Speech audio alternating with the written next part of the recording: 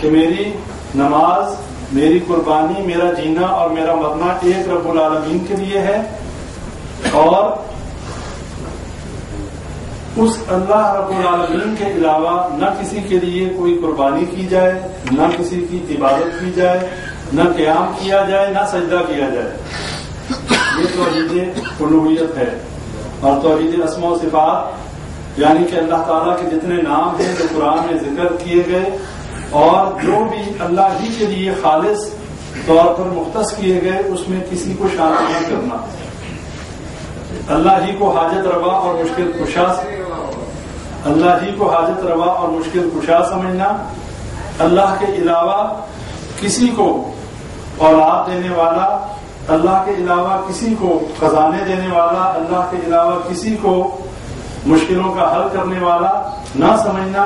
اللہ تعالیٰ کی صفات میں بغیر کسی تمثیل، تعطیل اور تعویل کے اس کو اسی طریقے سے ماننا،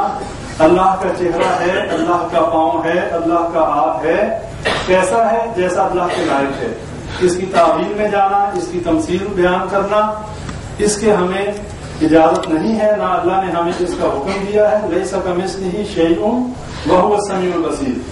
کہ اللہ کے لائق جیسے ہے اللہ اسی طرح ہے، اللہ کے مثل کوئی چیز نہیں، اور اللہ تعالیٰ سننے والا اور دیکھنے والا ہے۔ یہ تھا ہمارا پچھلا درس، اور آج ہم عقیدہ توحید کے حوالے سے ہی آگے جو ہم چلیں گے، تو آج عقیدہ توحید اپنانے والوں کے لیے اللہ نے جو فضائل رکھے ہیں اس حوالے سے بات ہوگی۔ قرآن میں اللہ فرماتا ہے الذین آمنوا ولم یلبسوا ایمانہم بظلم اولئک لہم الامن وہم مہتدون، کہ جن لوگوں نے اپنے ایمان کو ظلم سے خراب نہیں کر لیا، اپنے ایمان کو، وہ لوگ اللہ کے ہاں ہدایت یافتہ ہیں، اور جن لوگوں نے اپنے ایمان میں ظلم کی آمیزش نہیں کی۔ اب وہ ظلم کیا ہے؟ یہاں پر ظلم سے کیا مراد ہے؟ عبداللہ بن مسعود رضی اللہ تعالیٰ عنہ اس آیت کی تفسیر میں بیان کرتے ہیں کہ وہ لوگ جنہوں نے شرک نہیں کیا اللہ کے ساتھ، جنہوں نے شرک نہیں کیا، اس کا مطلب یہ ہے کہ انہوں نے اپنے ساتھ اپنے ایمان میں ظلم کو داخل نہیں کیا، اور انہوں نے اپنے اوپر ظلم نہیں کیا۔ صحابہ نے پوچھا نبی صلی اللہ علیہ وسلم سے کہ اے اللہ کے نبی صلی اللہ علیہ وسلم، ہم میں سے تو کوئی شخص ایسا نہیں، اس لیے کہ وہ ظلم کی تعریف یہ سمجھے کہ گناہ کا کرنا، کہ ہم میں سے تو کوئی ایسا نہیں کہ جس نے اپنی جانوں پہ ظلم نہ کیا ہو۔ ہم تو ایسے لوگ تھے کہ جو کوئی نہ کوئی گناہ کیے ہوئے ہیں، اور ہماری دور جاہلیت میں جو زندگیاں گزری وہ تو گزری ہی سارے اپنے اوپر ظلم کرتے ہوئے، اور اس کے بعد بھی صحابہ کرام کا یہ دعویٰ نہیں تھا کہ وہ معصوم عن الخطا ہے اور ان سے گناہ نہیں ہوتے، بلکہ وہ ڈرتے رہتے تھے، اور انہوں نے کہا ہم میں سے کوئی بھی اس بات کا دعوے دار نہیں کہ ہم سے کوئی ظلم نہ ہوا ہو۔ تو نبی صلی اللہ علیہ وسلم نے فرمایا کہ ظلم کا معنی گناہ نہیں ہے، ظلم کا معنی یہ ہے کہ جس کا قرآن میں ذکر آیا ان الشرک لظلم عظیم، کہ یہ جو شرک ہے یہ ظلم عظیم ہے، بہت بڑا ظلم ہے۔ اس شرک کو بہت بڑا ظلم کہا گیا، اور اس آیت میں بھی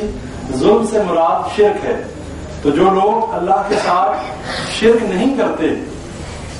اللہ کہتے ہیں وہی لوگ ہدایت یافتہ ہیں، اور وہی لوگ جنتوں میں جانے والے ہیں، اور وہی لوگ اللہ کی جنتوں کے وارث ہیں۔ اور یہ بات ذہن میں رکھ لیں کہ جس شخص نے اللہ کے ساتھ شرک نہ کیا، توحید کو سمجھنے والا ہوا، چاہے وہ گناہ گار بھی ہو، چاہے وہ خطا کار بھی ہو، چاہے زانی اور شرابی بھی ہو، بلا آخر اس کے لیے جنت ہے، وہ بلا آخر جنت میں جائے گا۔ بے شک اللہ اس کی سزاؤں کا اس کو جو ہے کے لیے جہنم میں بھیجے اور اس کے بعد اس کو جنت دے، لیکن جو شخص گناہ گار ہے لیکن توحید کو سمجھنے والا ہے اس کے لیے جنت ہے۔ لیکن جو شخص توحید کو نہیں سمجھتا، جو شخص شرک کرنے والا ہے، جس کو توحید کا فہم نہیں ہے، جسے معلوم نہیں کہ اللہ کی اس توحید لا الہ الا اللہ کا اصل مفہوم کیا ہے، اس شخص کے لیے جنت نہیں ہے،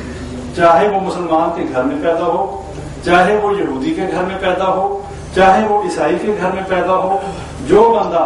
توحید کا اس کے پاس علم نہیں ہے، توحید پہ چلنے والا نہیں ہے، شرک میں اپنی زندگی گزارنے والا ہے، اس کا کلمہ پڑھنا اس کو فائدہ نہیں دے گا۔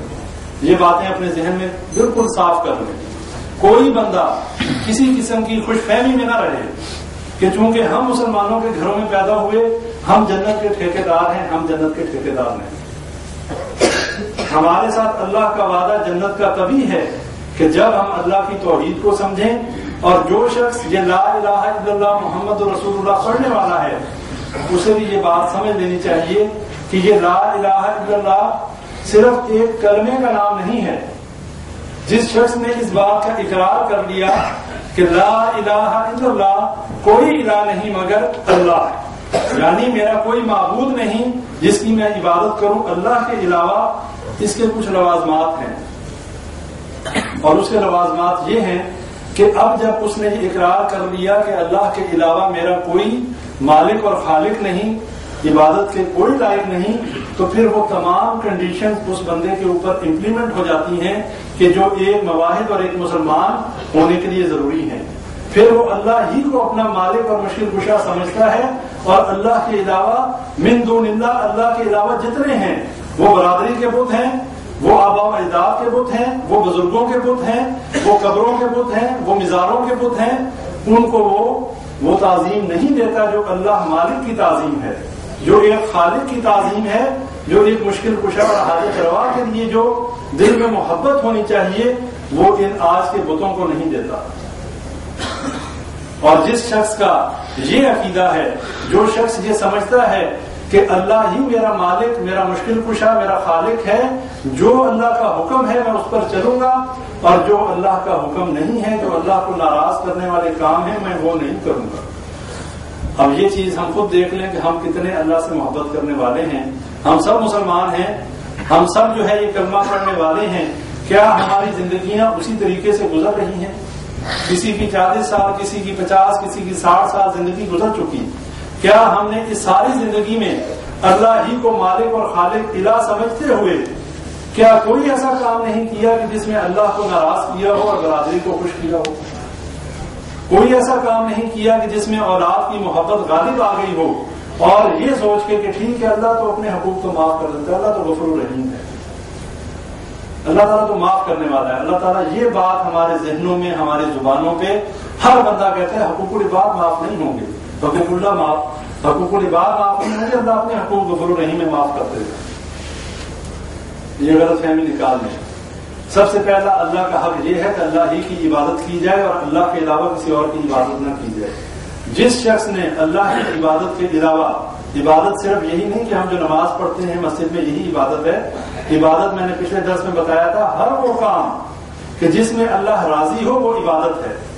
اور ہر وہ کام جس سے اللہ تعالیٰ نے منع کر دیا اس سے رک جانا یہ بھی عبادت ہے۔